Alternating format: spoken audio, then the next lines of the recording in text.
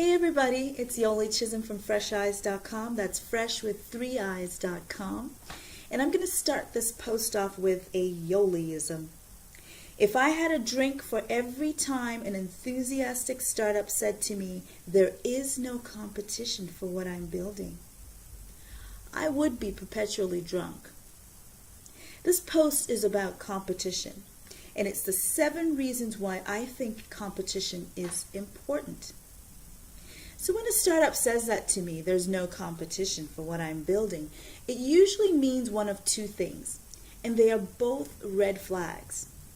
The first is that you probably haven't studied your target customer closely enough to know what they're doing without your miracle app.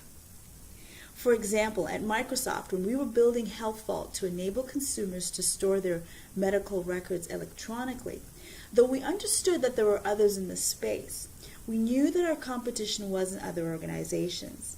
In fact, our competition was paper and folders.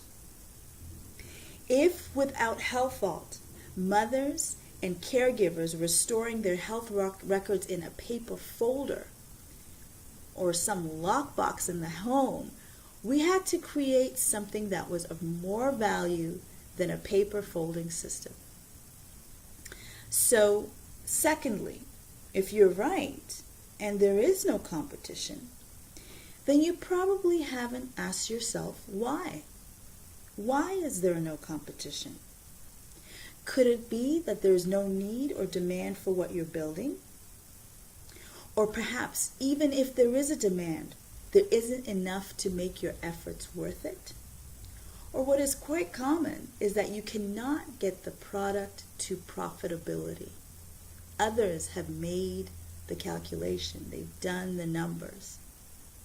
Now, I'm not one to stop startups, but I'm just saying, before you say there is no competition, here are 7 reasons why you should actually relish when there's competition. I relish being in a space where there is competition. Here's number 1. Competition helps identify that there is a market. You guys know, in startup world, you have no market, you've got no business. So competition helps you identify that there is a market for what you're building in the first place. So people were buying shoes online way before Shoe Dazzle came along. People had been using online dating sites way before How About We came along. But it was okay for Shoe Dazzle and How About We to get into this space because the fact that there was competition in this space identified that there was a market and enabled them to go about it differently. Which brings me to number 2. Competition helps inform what to build. I mean, it's awesome being in a space where there's competition. Keep in mind, competition does not have to be other organizations. It can be the status quo. Status quo is your competition as well. Are you building something that fulfills a need better than the status quo? Collectors had their ways of collecting before eBay came along. eBay modeled the activity and enabled it in a different medium. They created a platform. People would hire agents or travel hundreds of miles to source goods and manufacturers before Alibaba came along. That was the status quo. Alibaba built a platform that enabled buyers to connect to sellers.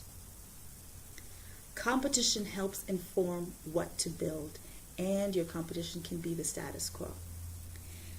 Competition, so number 3, competition, I love this one, helps to inform how to disrupt.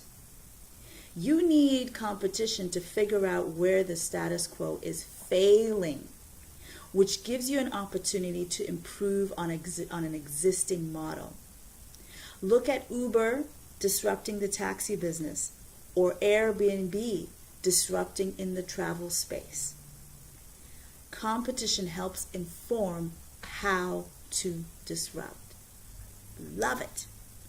Number 4, competition helps identify underserved markets. You need that data. You need to dissect where and who in the space is being underserved. Ask who the status quo is not serving. Love this example. Vistaprint. I encourage you to read up on this business. Study this business. Excellent, excellent story.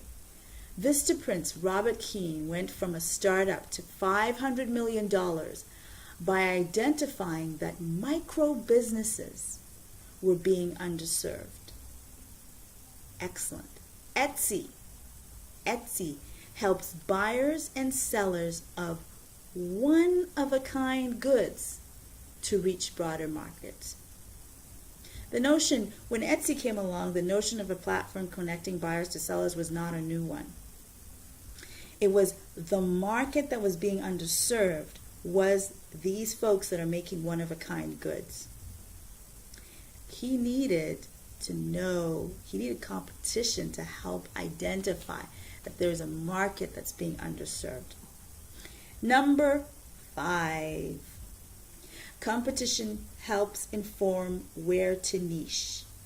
This one's tied to number 4, but there's just a nuance. So competition helps inform where to niche. Okay, so why bother building another social network forum?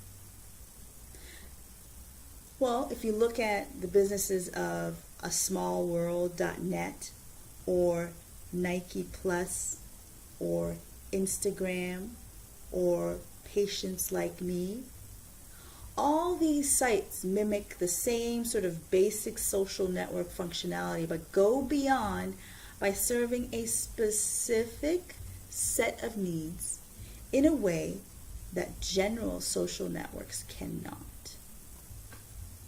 Competition helps form where to niche. Number 6, competition quite often helps drive standardization in an industry. Well, that's all I'm going to say on that boring topic, but you know what I'm saying. The more folks that are in the space, the more then they all kind of have to collude and figure out what to standardize in the industry. Moving on. Number 7. Understanding your competition actually allows you not to compete. Huh? Well, in the grand scheme of things, do you really think that Whole Foods is competing with Safeway? Is Rolls-Royce really competing with Chrysler 300? I'm just joking, but you know what I mean. Sometimes the pie is big enough for everybody to partake because you might be in the same sandbox, but you're building different sand castles. That's a Yoliism. You might be in the same sandbox, but you're building very different sand castles. Oh, did I say 7? I think I've got number 8. Competition helps reveal untapped social signals.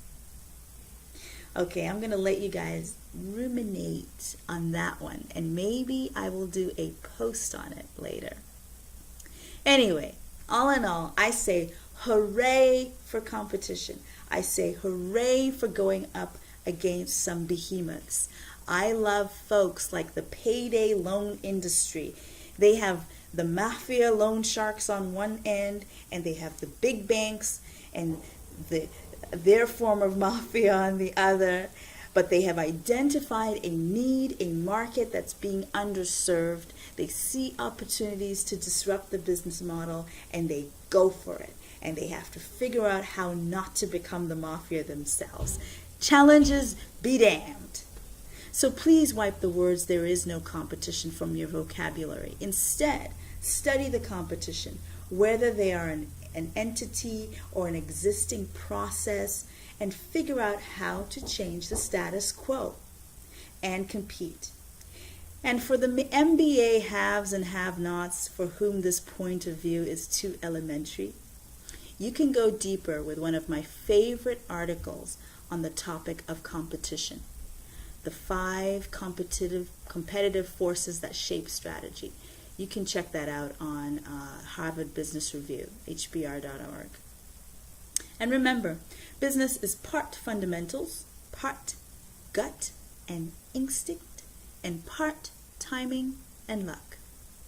This is Yoli Chisholm from fresheyes.com. That's fresh with 3 eyes. Peace.